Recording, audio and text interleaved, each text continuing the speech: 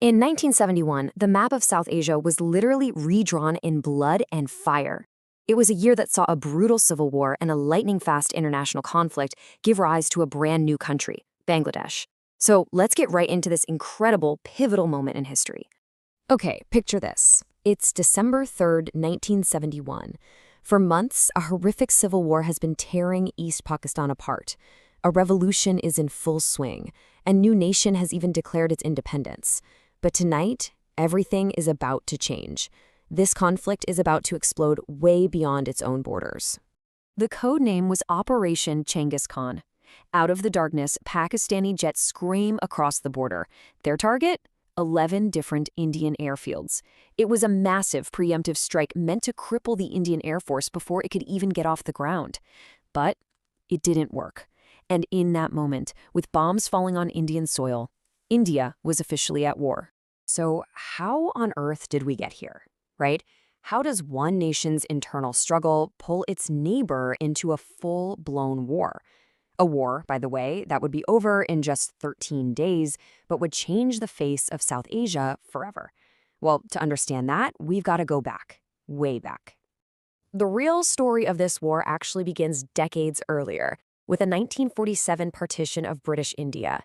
That's when the new country of Pakistan was created. But here's the thing. It was a geographical nightmare. A nation literally split in two. I mean, just look at this. It's almost unbelievable. You've got West Pakistan over here and East Pakistan way over there, with 1,600 kilometers of their biggest rival, India, sitting right in the middle.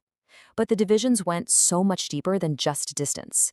The East had most of the people, but the West, they held all the cards, all the political, military, and economic power. And maybe the biggest divide of all was language.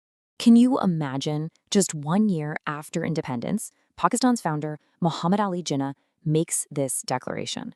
Now, for the millions of Bengali speakers in East Pakistan, this wasn't just a policy. No, this felt like a direct attack on their culture, on their identity.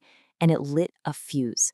It sparked the Bengali language movement, which was really the first major step on the road to a separate nation. So over the next 20 years or so, that initial spark of anger just grows and grows into this absolute firestorm of oppression. The discrimination against the East wasn't an accident. It was systematic. It was undeniable. It was baked right into the very structure of the country. And this chart, wow, it tells the whole story without needing any words. East Pakistan had the majority of the population and generated most of the country's revenue. But look where the money went. Over 70% of the national budget was poured into the West, and the result? The West's economy grew nearly twice as fast. East Pakistan was basically being forced to pay for its own subjugation. It's incredible. The breaking point finally came in 1970. Pakistan held its first truly democratic general election, and the result couldn't have been clearer. Sheikh Mujibur Rahman's Awami League, which was based in the East, won an absolute majority of seats. They had a clear, democratic mandate to govern the entire country. But the powerful military and political elite in West Pakistan, they refused to hand over power. The will of the people was just ignored. With democracy thrown out the window, East Pakistan absolutely erupted. And the West's response wasn't to negotiate. It was to send in the army. This military crackdown would unleash a humanitarian crisis so huge that its neighbor, India, would find it impossible to just stand by and watch. I mean, just look at how fast things spiraled out of control. March 1st, the election results are ignored. The assembly is canceled. Just a few weeks later, on March 25th, the army begins its brutal crackdown. And only 2 days after that, the independence of Bangladesh is declared. You see, this wasn't a political argument anymore. This was a war for liberation. The military's campaign was given the codename Operation Searchlight. But let's be very clear, this was not a police action. It was a planned, systematic genocide. The army's targets were the best and brightest of the Bengali movement: students, professors, intellectuals, activists, anybody who was a leader. It was pure terror, unleashed by a state against its own citizens. 10 million. Just let that number sink in. That's how many people fled the violence.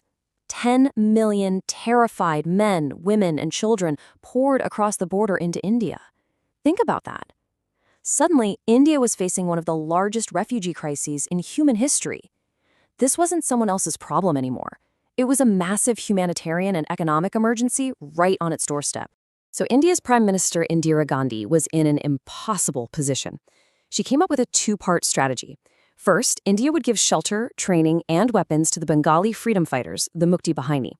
And second, at the same time, she ordered the Indian armed forces to prepare for a full-scale, decisive intervention. War was no longer a question of if. It was now just a question of when. For months, India quietly built up its forces while supporting the Mukti Bahini's guerrilla war. But Pakistan's surprise airstrikes on December 3rd kicked the door wide open. India's military machine was fully unleashed, and what happened next was one of the fastest and most decisive military victories of the entire 20th century. Seriously, the Indian attack was like a textbook operation. On the sea, Operation Trident absolutely devastated Pakistan's main naval port in Karachi. On land, you had the legendary Battle of Lunghiwala, where just 120 Indian soldiers somehow held off 2,000 Pakistani troops. And up in the air, the Indian Air Force established total air superiority over East Pakistan in just 2 days. It was a perfectly coordinated, overwhelming attack from all sides at once.